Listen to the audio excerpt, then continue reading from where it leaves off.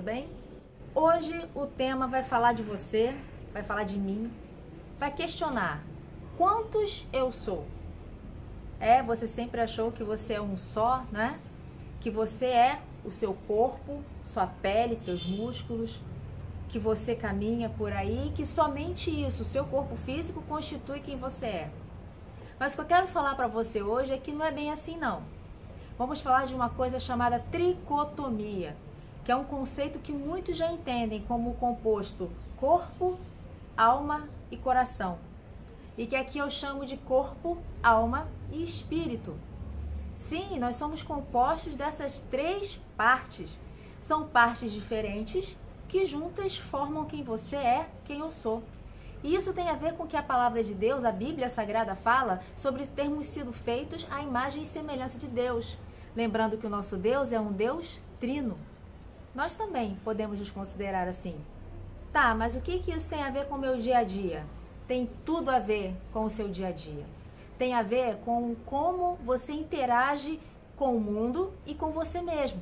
Vamos falar um pouquinho então sobre quem é quem? O que é o corpo, a alma, o espírito? Que diferença há entre eles? O corpo é o mais fácil, o mais básico e instintivamente eu acho que todos nós já reconhecemos. Corpo é a nossa parte que é material, que nós podemos pegar, é a nossa parte que sangra, é a nossa parte que tem músculos que caminham, é a maquininha que nós usamos para caminhar aqui nesta terra. O corpo, ele trabalha muito na base dos costumes, aquilo que ele está acostumado a fazer. É aquilo que tem a ver com o que ele faz todo dia, ele vai tender a querer continuar fazendo todo dia. E aquilo que ele não faz, ele vai estranhar quando tiver que fazer. O corpo não pensa, ele vai fazer aquilo que lhe dá prazer ou aquilo ao qual ele já está habituado a fazer. A alma é a parte nossa que está mais focada na mente. É aquela parte que vai, na grande maioria das vezes, querer ponderar o que vai fazer, para decidir o que fazer. É a parte lógica, é a parte consciente, é a parte pensante de nós. A nossa alma é aquela que a cada momento decide, é aquela que a cada momento escolhe, é aquela que estuda e utiliza os elementos que aprende no decorrer da vida. A nossa alma, ela é um composto de cultura, hábitos, costumes, idioma, aquilo que nós aprendemos dos nossos pais, que aprendemos através do ambiente em que vivemos, todas as experiências que temos, começa a constituir um aglomerado de informações que vai compor a nossa alma. O nosso conceito, o nosso conteúdo que vai nos ajudar na tomada de decisões a cada dia. E o espírito? Bom, o espírito é uma parte mais interessante dessas três no meu ponto de vista. A parte nossa, que é espírito, também chamada de coração, é aquela que vem de Deus. É a nossa parte que vem diretamente de Deus. O espírito é a parte nossa, que é o próprio Deus colocado em nós. A nossa parte espírito é aquela que faz com que o nosso coração bata, o nosso sangue circule, o nosso cabelo cresça. É a vida. É a própria vida, que se comunica diretamente com Deus, que é o Pai da vida, o Pai da criação. Tá, e o que isso tem a ver conosco? Bom, agora que nós sabemos quem é o corpo, a alma e o espírito, vamos colocar assim o papel de cada um. Bom, falamos do corpo. O corpo é aquela maquininha que anda por aí, que pensa que nós precisamos cuidar. Quer dizer, não pensa, mas nós precisamos cuidar dele. Ele não pensa, ele age por instinto e ele vai tender sempre a buscar aquilo que lhe dá prazer, aquilo que lhe é familiar. Mas é uma parte muito importante nossa, é com esse corpo que nós estamos aqui na Terra interagindo com outras pessoas, interagindo com a criação de Deus. A parte espírito é a parte que é de Deus e quer voltar para Deus, sabe exatamente quem é e para onde quer voltar. É a nossa conexão com o Pai. E no meio, entre corpo e espírito, está a alma, a nossa parte consciente e pensante. É onde reside o arbítrio. Então, a cada momento é como se nós estivéssemos em meio a um cabo de batalha, aquele cabo de guerra. É o corpo puxando para o lado e é o espírito puxando para o outro e a alma no meio tendo que tomar uma decisão, onde ele vai escolher se vai fazer aquilo que o corpo está querendo ou se vai fazer aquilo que o espírito está querendo. Um exemplo muito típico, muito claro de entender, é uma pessoa, por exemplo, que está tentando se livrar do vício do álcool, por exemplo. O corpo vai querer experimentar o álcool novamente e vai puxar, eu quero beber, eu quero mais um gole. O espírito, aquela parte que quer voltar para Deus, vai chegar e dizer assim, olha só, acho que isso não vai ser bom, e vai fazer com que nós sintamos aqui em nosso coração que não é legal beber. Porque existe toda uma decadência, vício, a pessoa, enfim, fica doente, atrapalha o relacionamento familiar. O vício da bebida, acho que todos vão concordar comigo que é um vício altamente destrutivo. Então, a alma, no meio desse cabo de guerra, vai precisar decidir se vai ceder ao que o corpo quer ou vai tomar uma decisão favorável aos seus relacionamentos, favorável à sua relação com o próprio Deus. E é assim a nossa vida. Agora eu quero falar uma coisa muito importante que tem a ver com o grande finale disso tudo, né? Então imagine que a carne, a Bíblia diz que ela voltará ao pó, né? Ao pó voltarás, porque é de onde veio, lembra? Foi feito da argila, né? Vamos usar isso como um conceito interessante para definir corpo. Então nosso corpo sempre vai estar atendendo aquilo que vai levá-lo de volta ao pó, aquilo que é destruição. Ele não está pensando em relacionamentos familiares, ele não está pensando nisso, ele está pensando que ele quer satisfazer aquele desejo, aquele prazer, ele quer aquele prazer. E ele vai tender sempre a isso.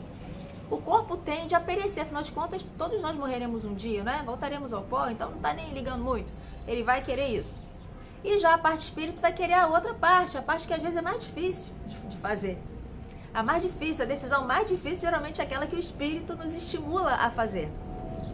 Então, conforme você tende a carne, você vai estar cada vez dando um passinho a mais para o lado da carne e se afastando do espírito.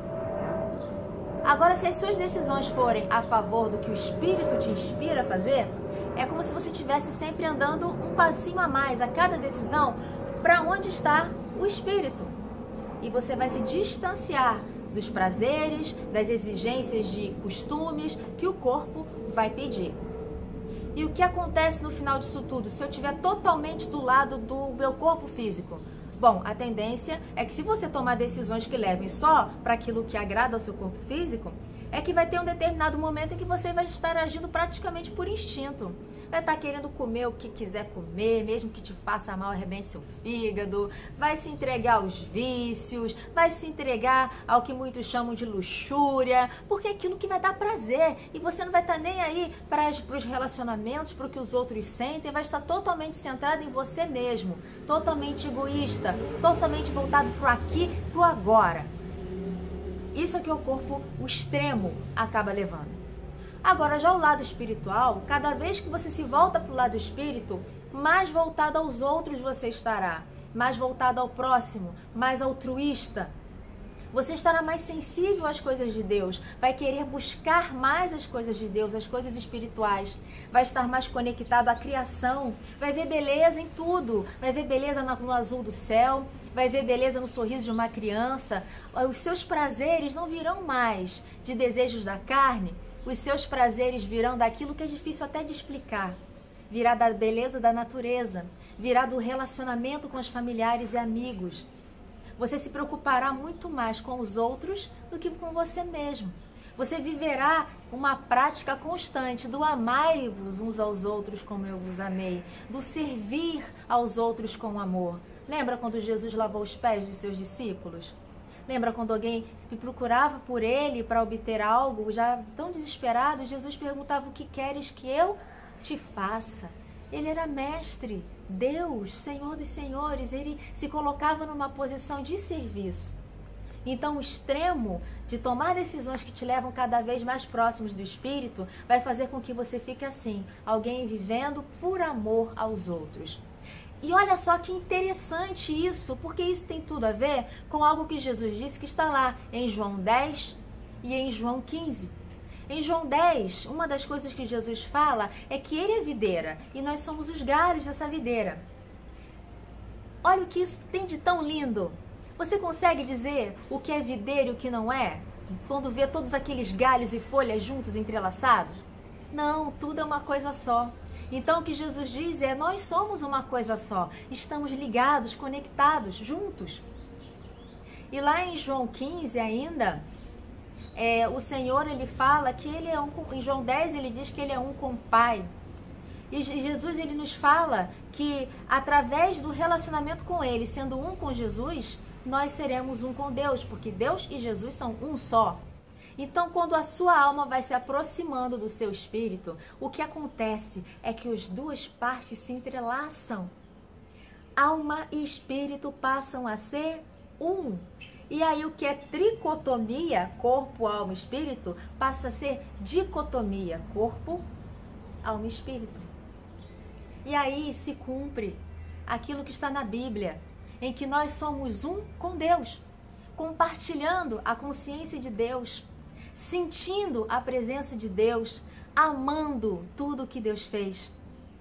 Eu vou compartilhar com vocês uma experiência que eu tive há um tempo, quando eu estava indo tomar um café da manhã antes de ir para o trabalho. E o que aconteceu foi muito interessante, porque eu experimentei algo maravilhoso.